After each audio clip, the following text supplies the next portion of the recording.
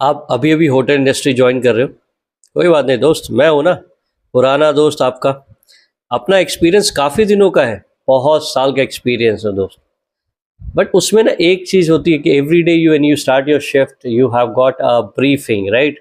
और हर स्टाफ को उस ब्रीफिंग से डर लगता है, क्योंकि सामने वाला जो है, या तो कैप्टन ब्रीफ कर रहा होगा या मैनेजर आपके सामने ब्रीफिंग कर रहा। हमारे टाइम में भैया मैनेजर साइड में खड़े होते थे और कैप्टन ब्रीफिंग ले रहा होता है, पूरा डील करता रहता है, और सडनली अपने मैनेजर्स आते बीच में, उसके बाद क्वेश्चन पूछने लगते थे। और हमें उसी बात से डर लगा। हम अपने आप को सारा दिन प्रिपेयर करते थे कि भैया कितने रूम काउंट है, कितने हाउस काउंट है, कल का एपीसी क्या था, कल का सेल क्या था, कौन सा आइटम ज़्यादा सेल हुआ, क्यों सेल हुआ, what was the complaint, how it has, हम उसको सॉल्व कैसे करेंगे, फिर से हम ब्रिक बैट कैसे करेंगे। ये सारी चीज़ें थी। लेकिन यू नो वन थिंग, सभी को डर लगता है, सारे जूनियर्स को डर लगता है, सारे स्टीवर्ड्स को डर लगता है।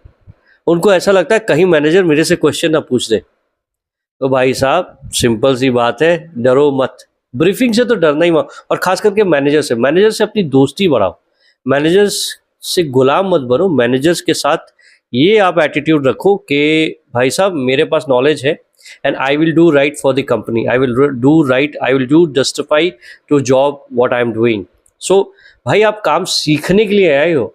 You have not been hired in a 5 star hotel to learn the job, you have to perform, you are here to perform. So सबसे पहले यदि ब्रीफिंग में बचना है तो अपने मैनेजर से सबसे पहले ना क्वेश्चन पूछना शुरू करो, और वो क्वेश्चन पूछो जिसका नॉलेज आपको है, आपको आता है, और शायद मैनेजर को। बहुत दिनों के बाद मैं एक आपको गुड रहस्य बताता हूँ।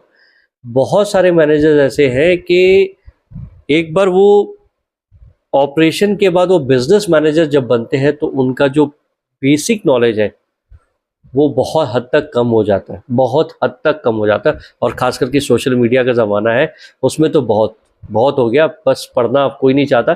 बट वो क्वेश्चन पूछो, और जब पूछोगे तो भैया अपने आप, उनके पूछने से पहले आप ही पूछ डालो। तो ये ट्रिक आप अपनाओगे ना ब्रीफिंग में, हमेशा भैया छाती चौड़े करके ब्रीफिंग